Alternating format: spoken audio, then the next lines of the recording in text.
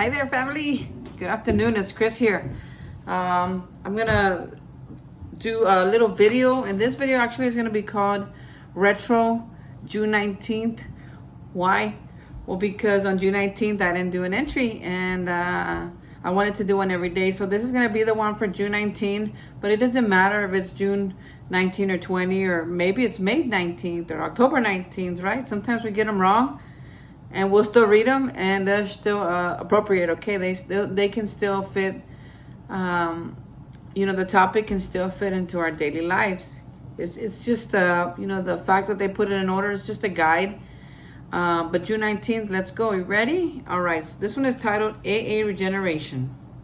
Such is the paradox of AA regeneration. Strength arising out of complete defeat and weakness. The loss of one's old life as a condition for finding a new one. And that's from AA Comes of Age, page 46. 1,000 Beatings by John Barleycorn did not encourage me to admit defeat. I believed it was my moral obligation to conquer my enemy friend. At my first AA meeting, I was blessed with a feeling that it was all right to admit defeat to a disease which had nothing to do with my moral fiber. I knew instinctively that I was in the presence of a great love when I entered the doors of AA. With no effort on my part, I became aware that to love myself was good and right as God had intended. My feelings set me free where my thoughts had held me in bondage. I am grateful. Wow. So that's a great one, right? I mean, that could be a great one for me today. As a matter of fact, it is. And it's talking about the paradoxes of AA. One of the paradoxes, and there's many. I would love to do a series on AA paradoxes, right? And one of them is that out of strength comes weakness. So I am really more powerful when I admit complete defeat, right? When I say, oh man, I just don't know what to do with this anymore. I turn it over, or I give it up, right? That's when you actually have the power. That's the power that they're talking about, that arises from complete defeat.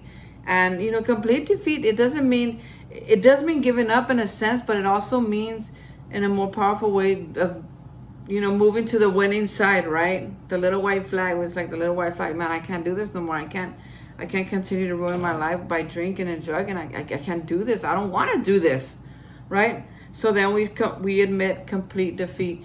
And that's step one. That's a real big step one moment when I can just say, you know what, I'm admitting that I'm powerless over alcohol, right? We're talking about alcohol versus a character defect, right? So how can I put this without getting too confusing? So we're powerless over alcohol, right?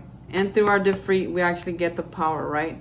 The power to make better decisions, the power to not show up at the bar, the power to not hang out with my drinking buddies, the power to go to a convenience store and not go through the beer aisle, right? The power to not buy beer instead of Red Bull or Big Red, right? The power to be a good person today instead of being the crappy person that I used to be. The power to go to a meeting where the solution is than to go and hang out with my friends who are just gonna feed my victimness, right? Me being a victim. I have the power to make a different choice today, right?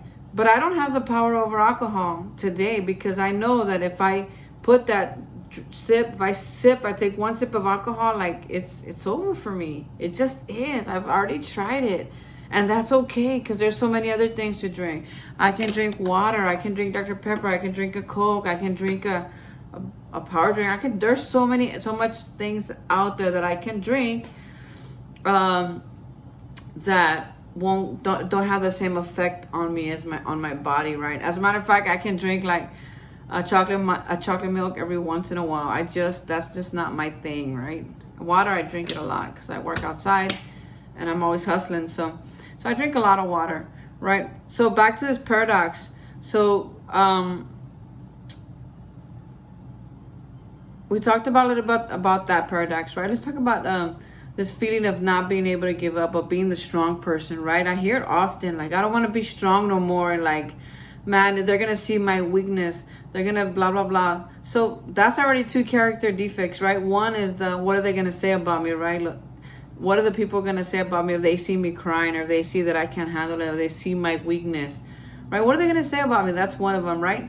And then the other character defect that I talked about is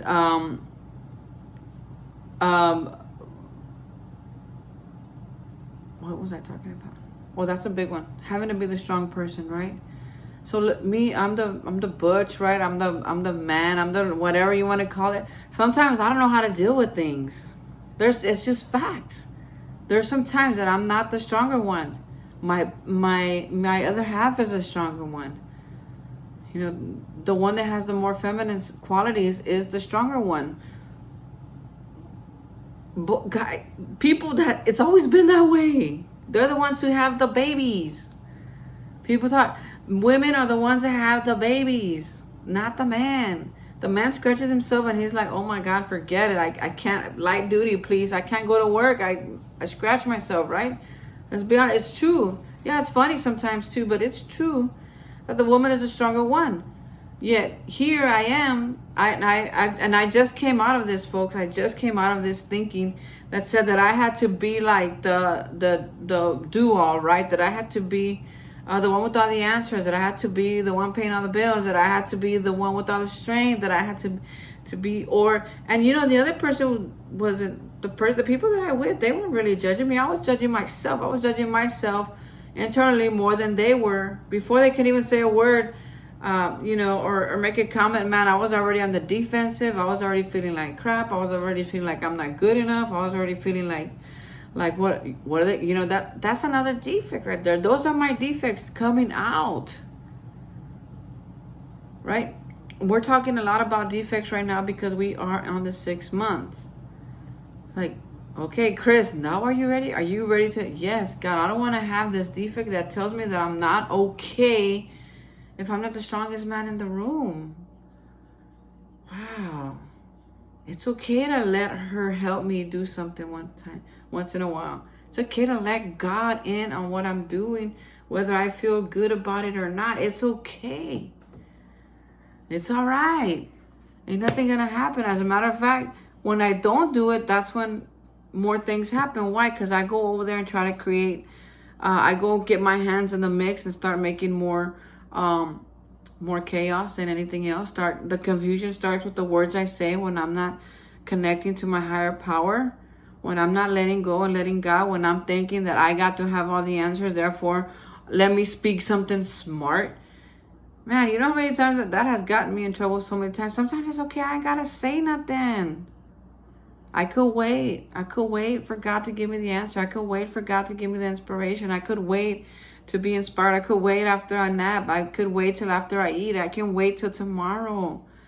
And I used to think that if I don't answer this question right now, this question is never going to be asked of me again. That's false, man. That is such false. It's okay for me to say, hey, can I think about this?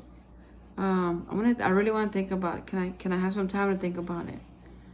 Right? There's power in just a little bit of time to be able to think about what my response will be. People tell me I want to think about it all the time, and I give them all the freedom in the world. I'm like, yeah, for sure, think about it. Let me know. If I don't hear from you, I'll call you back and I'll remind you that this is on the table, and I'd love an answer. So I give people time to think about it, right? But for some reason, I think that people don't give me the time or the understanding to think about it. That's crazy, right? It's all in my head can do so much damage when I let it do whatever it wants with me. Right? When I let my head take over the conversation, when I let my head take over the situation, when I let my head take over my sleep, man, things really don't go great for me. I might have a good thought. They start to call it later on in the big book, they call it intuition. Part of the 9-step promises is that I will intuitively know how to handle situations which used to baffle me. Why? Because I understand more about me, more about myself. The longer I stay in this program, and letting go and letting God, it's really a really big smart thing. And I do what I know how to do right now at this moment, And today I know how to do more than I knew what to do 4 years ago, right? 4 years ago, I didn't know what to do. I drank, thinking that I was not an alcoholic, right? I was like, Chris, you haven't drank in 12 years. Alcoholics can't do that. You're not an alcoholic. But I am. And that's okay. I used to, it might be a bad thing. It might be a bad word for some people. It might be shameful to some people. I get that. It was for me a long time, for a while. And today it's just like, well, I'm just going to qualify myself in meetings. I'm just going to qualify myself at conventions. I'm just going to qualify myself. But, man, I don't walk around with I'm an alcoholic t-shirt in my life, man. I just go and do life, and I can do it better now. Because I don't got to drink while I'm at work. That's a liberating feeling. I don't got to drink to have conversations. I don't have to drink to have a good time. I don't have to drink to relax. I don't have to drink to do anything anymore. And they told me that in my first meeting that I didn't have to drink again if I didn't want to. And I held on to that because that's powerful to me. Especially when that's all I did was drink. I had to drink. I had to drink to be able to talk to people. I had to drink to get up for life. I had to drink to do anything. It was my survival mechanism there at the end. But I'm grateful that I have a whole new, different way of living. I have a substitute for that. And it's this program. It's the people I hang out with. It's these books I read. It's these videos I make. It's such a different life. And folks, if you're out there struggling, whether it's June 19th, May 19th, May 18th, May 27th, it doesn't matter what day it is. It matters what you do with it. It matters that what are you putting some effort into your program? Are you taking action today? Are you writing your book that you've always been writing? Are you doing your podcast? Are you doing your videos? Are you showing up to work? Are you being a great person? Are you being a person? It doesn't matter what day it is. You can open up the big book, any book. Pick up Tuesdays with Maury if you want. Any book, pick it up, open it, and read it. You may or may not relate to it. Doesn't matter.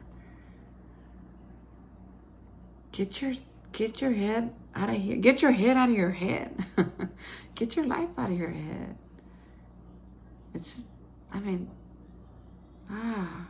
Let that go, man. Ask for help. It's okay.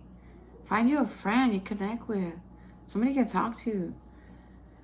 Maybe they don't know the answers. It's okay. Just hang out with them. Let somebody hang out with you. Let somebody be your friend. Let somebody call you and chit-chat with you. Come on, folks. We can't do this alone. We weren't meant to do it alone. We were meant to do it together with each other. So thank you for letting me do this video, even though it is a retro, my retro June 19th entry. I'm really grateful. I think I have some emotions built around June 19th.